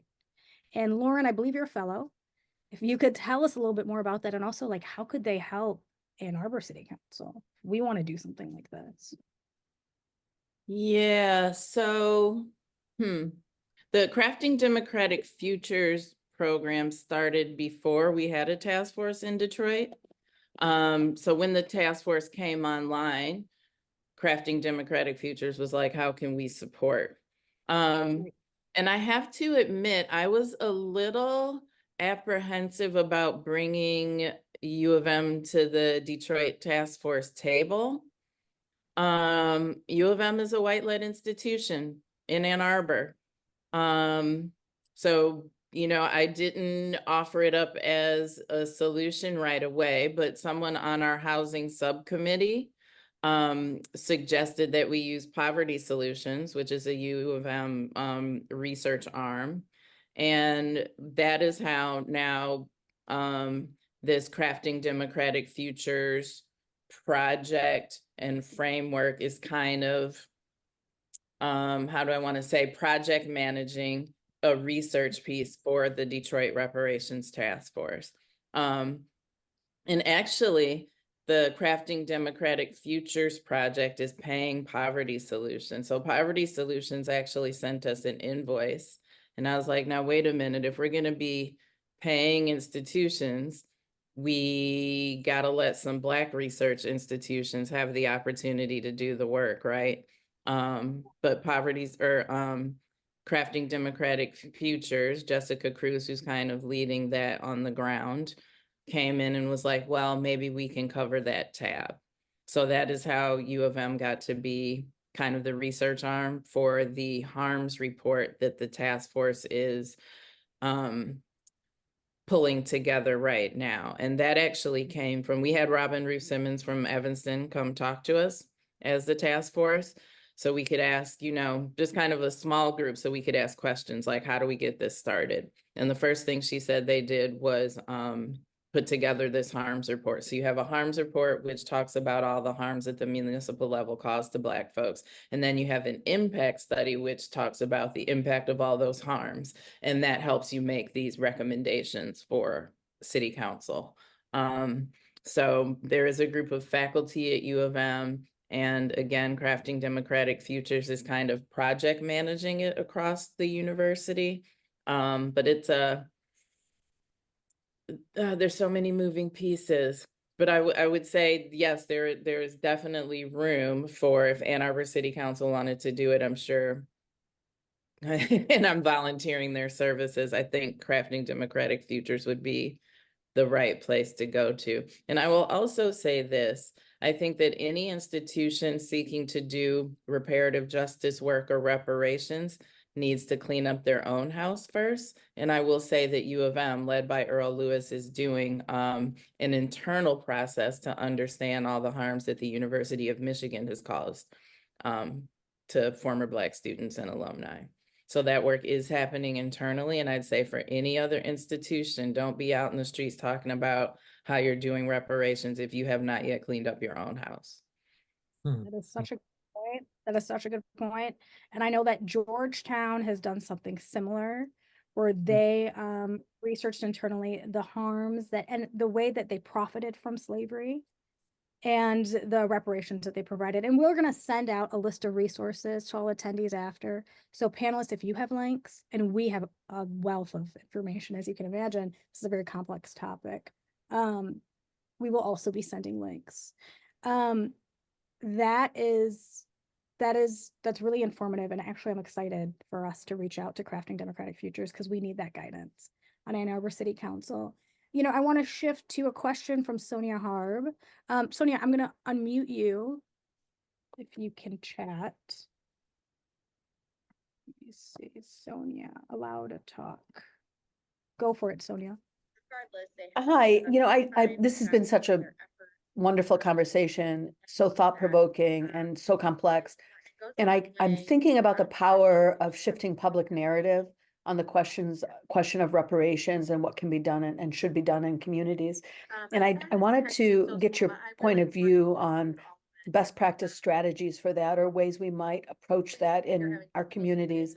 And I also wanted to highlight a documentary that was recently released by PBS called The Cost of Inheritance, Reparations in the United States. And I think it was connected to the Crafting Democratic Futures initiative that has been talked about already. But I just wanted to share the link to that documentary. It does a phenomenal job of case making, tells a very important story in a very accessible and emotional way. And it was very, very powerful and accessible piece. So I just wanted to highlight that and ask all of your opinions on shifting public narrative and perspective and perception on this issue. This is Aisha real quick. Thank you, Sonia, for that. And that documentary had a case where it was an individual, a wealthy family, and how they began to explore how they profited from slavery. And they partnered up with an individual who's the descendant of enslaved individuals who worked for them, and how they were on an individual basis trying to repair the harm and give funds. And that again brings home the point of like, if the country isn't going to do it, if the state's not going to do it, if your city's not going to do it, you have to start somewhere. It's each of our responsibilities.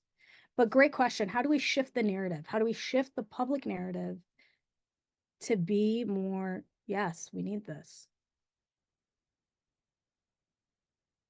Education and things like showing the cost of inheritance. I know it was shown during Black History Month. I think U of M did air it somewhere during that week, or was it during Black History Month. So really, I mean, education and yes, the cost of inheritance, it was great. It was a great documentary. I was thinking I need for every white person in Ann Arbor to see this. Yeah, Well- maybe have a public viewing in Ann Arbor and invite the public and have a discussion around it. I'm actually in talks with him about doing that. So that's my hope. So the Advisory Council on Reparations for Washtenaw County is likely to have a viewing of that documentary, probably at the Ann Arbor District Library, maybe also at the Ypsilanti District Library. So great minds. Yeah, I mean, shifting the narrative. I mean, there are many, many ways that Black people were discriminated against in housing. We have chosen to focus on justice and deed because talking about shifting the narrative, I think there's no better way to bring home, so to speak, the fact that white supremacy exists in progressive places like Ann Arbor than to show people that the very house that they're living in has a covenant that doesn't let people of color live there. And that, will hopefully open people's minds and encourage them to go to talk about all the other ways, the zoning issues and the steering and the banks and the mortgages and all that. So that's our theory anyways. I would also point to the Jones School documentary that just came out and was screened at the Ann Arbor District Library and Michigan Theater. It's called There Goes the Neighborhood. If you search that, you'll be able to view that online. But one of the things, I even learned from that was there was a race riot at Pioneer High School in the 70s. And then, so like hearing those specific stories in those interviews, I had never heard that. Lived here all my life, I'd never heard that. But when you really hear those stories, hear those documentary interviews, see pictures of places as they were and people as they were, I think that makes it a little bit harder to turn away from and ignore. And I think the other thing is, as more and more cities, we talked a bit about Evanston. There's Minneapolis has a program about a neighborhood that I-75 displaced a Black community. They started a housing program in that neighborhood.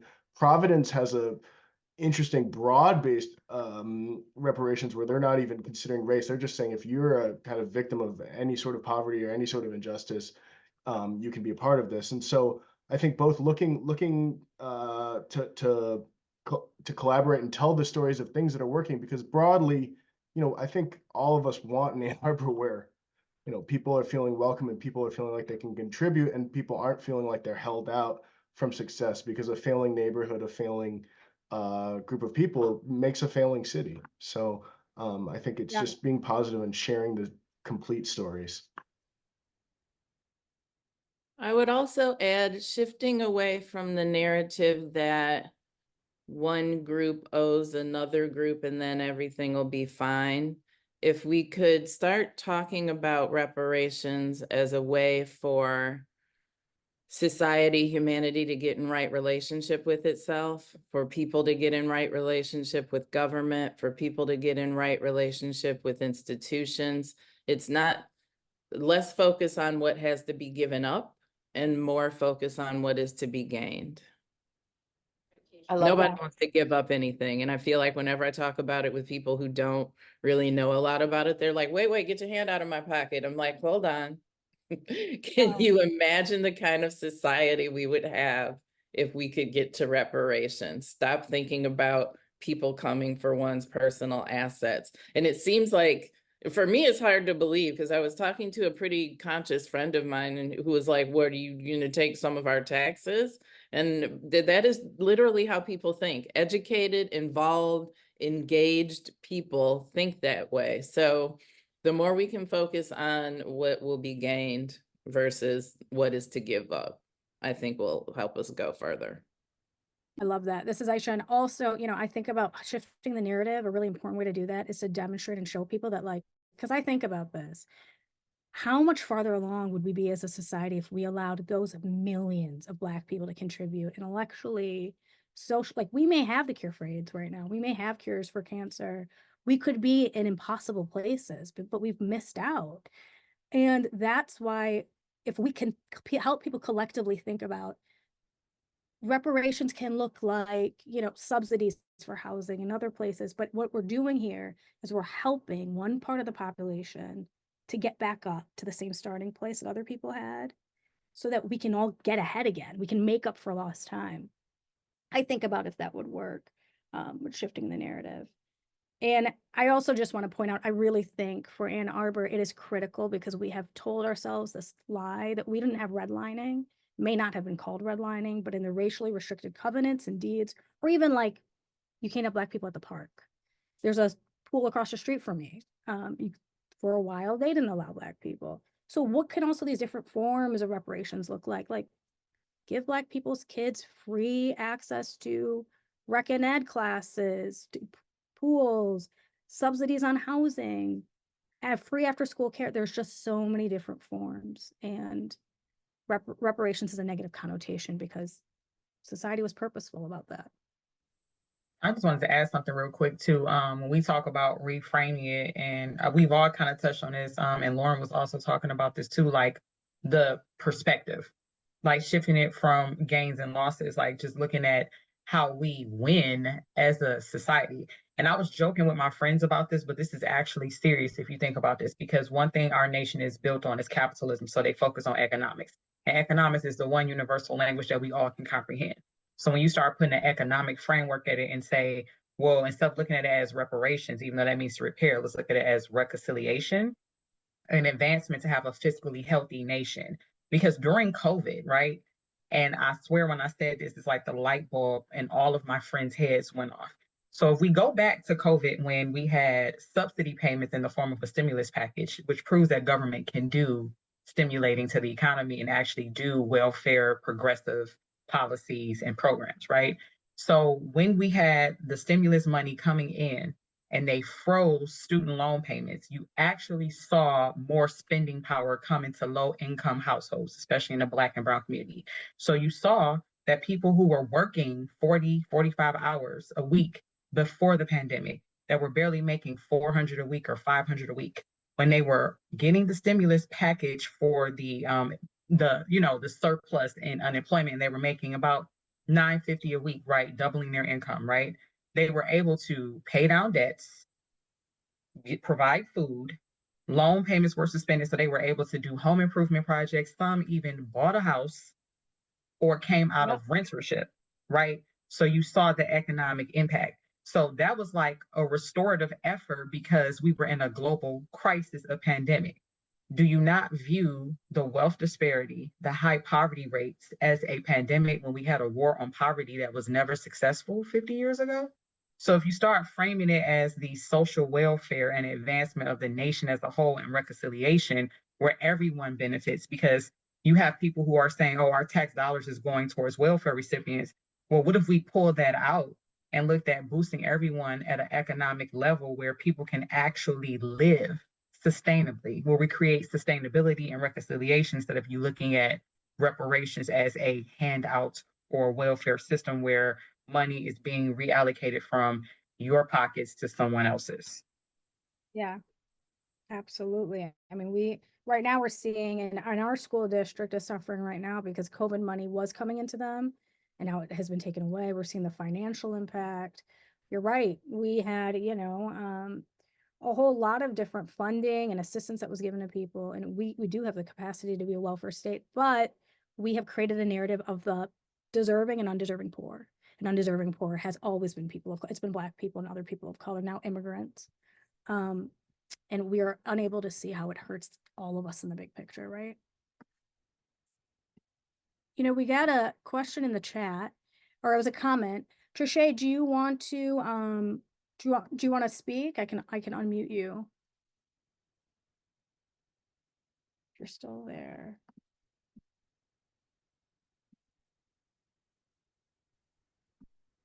Hello. Go for it, Trisha. Everyone. Great conversation. Just popped on to listen, learn. Thank you all for your input. I had a conversation with someone and we were talking about those negative connotations behind reparations. As Stacy was talking about, it was just like, you know what, but really it's not reparations, it's restitution. Because when you commit crimes, right, like what was committed against our people when we were brought to this country, those were crimes that happened to us. Rape, slow genocide, right? And so restitution. Oh, well, we wouldn't call it that, right? Everybody's not going to agree. And I think Professor Steinberg touched on that.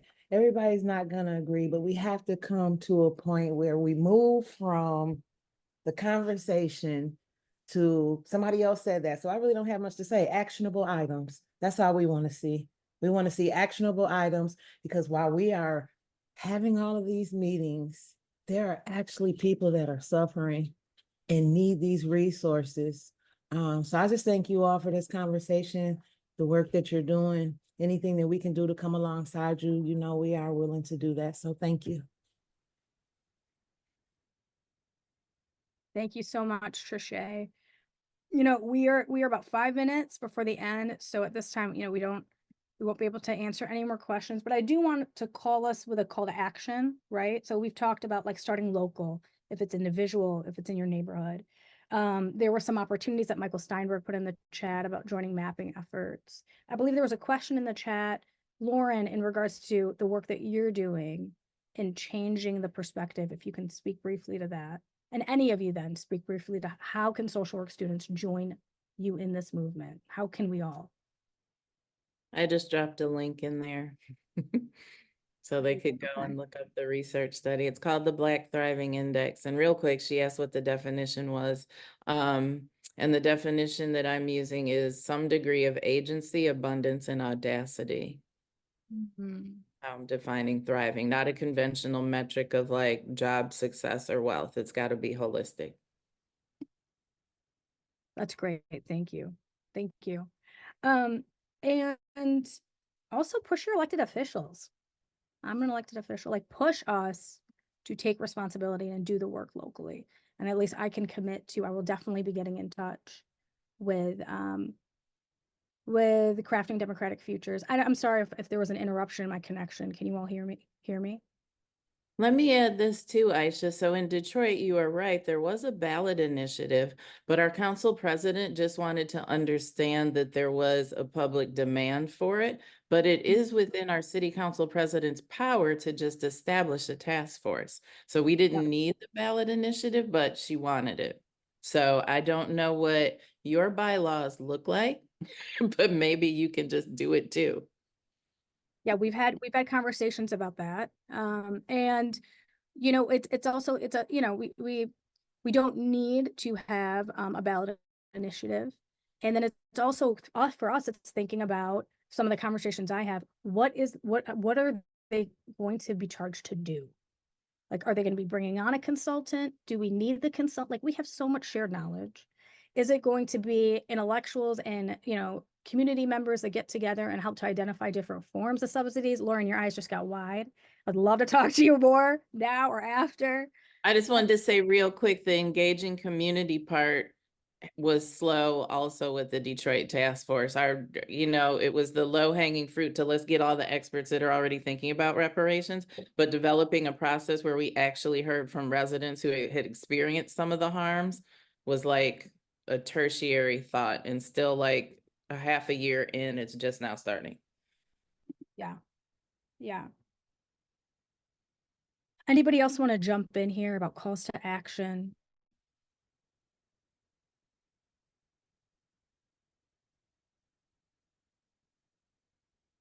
I will say really quick that the fact that there are blueprints available for us to model after is always a key, a gem. And we, in academic terms, we call it policy diffusion, where you don't have to reinvent the wheel. You can borrow from what's successful in one jurisdiction, city, state, country is already working, and adopt it to your jurisdiction and just modify it based on your demographics. So the fact that we have these resources is excellent, that it's happening at the local level. And in theory, if the local pressure is heavy enough, it forces federal to do something. Even though we have federalism and all that great stuff, it puts the pressure on federal government to respond. So we're in that zone where we can put enough pressure. We're in that policy window, as we would call it, to see more action and tangible outcomes. Yeah. Thank you so much. So I will say that I am personally committed, as somebody who is a Black woman who grew up here in the city of Ann Arbor. I have absolutely lived this here in this town. And so I am committed. Also, being the mother, like I mentioned earlier, of a young Black men that were over policed in this town, not just by police. Okay, let me just make sure I'm clear about that. Because I'm talking about community members as well when I say over policed. So being the only Black girl in my school, in classes, up until I think it was the third grade. Finally, I had one other Black student that was in my class. So I just, my question when I'm traveling around the city that I live in is spaces that are not inclusive. And I find myself in them way too many times. When I'm in a restaurant and I'm the only Black person in the restaurant, I question why. Why am I in this restaurant? Relatively nice restaurant, and I'm the only Black person here. So when I think about reparations and I think about municipal reparations, because for me, that's what I'm coining this, it is municipal reparations. Okay. We need this on the federal level, but I'm not waiting. I would like not to wait for the federal to do something. There were harms here that happened in the city of Ann Arbor, faux aggressive Ann Arbor, So funny. mythical liberal, and that was mentioned in the Jones School documentary. So I've lived it. My family's lived it, my parents. And so, yeah, I'm committed 1000%. Yeah, Um, clap. Go ahead, yeah. Chris. Well, no, I mean, to the point about adapting policies from other places. I mean, as specifically as what, one of the things I did is just the California Task Force recommendations. They go down all the way down to the municipal level. Like, I have this list. I mean, I think it's almost like 100 policies that places can put forward. But I think there's so many specific action items within that. I think the real ask, I think, also will be on the historical side of just documenting and understanding, as Professor Steinberg has mentioned, so many things of what qualifications would be, what kind of historical record people would have to present, or how do we reconcile these questions of paternalism versus sharing like a benefit that's trying to fix something. So I think my experiences are very similar to Cynthia's in terms of feeling like being a Black face in a white place, simple as that. But I think one of the other areas is to kind of, I think, look at what is working. And I mean, I was grateful that my elementary school was a diverse one, and part of the reason is because there was federal affordable housing a mile from my house, and that was a good thing. And I started I volunteered as a camp counselor there as soon as I was in high school. So there are points that we should uplift about Ann Arbor, and I think there are points where we need to document and explain and collect it all. I think a lot of it has been documented, but we got to put it together in a report. And I think we can lean on students and the university to help us with that, and then push forward on specifically the policy things. And just to shout out one of the policies that Cynthia has put forward. I mean, there's all kinds of work that's been done on city hiring, and not including any sort of criminal record, doing blind hiring, so people aren't looking at people's race or pictures of them or any sort of assumption of them, even their name. So Cynthia's done a lot of work on that, but just any number of things. I think we can always be moving the needle forward. And I'm here to be an ally. I think my family, coming from a mixed, different races, different religions, but also seeing how anti-Blackness manifests in a country that was occupied by the British and how it's torn the country apart. Like, I see it here. And for me, it's a responsibility to act. So we will be in touch with the experts on this panel. I know we're a little bit over time, but I just want to thank you all for the work that you do and for sharing your knowledge and wisdom with us. It's been great. And send me resources you want me to send around. Thank you. So thank you everyone for joining today. This will be the last of the sessions of this type until likely winter semester, where they might change a little bit in format. But if you were joining this as a student today, you can get field credit. Talk to your field instructor. Thanks, everyone.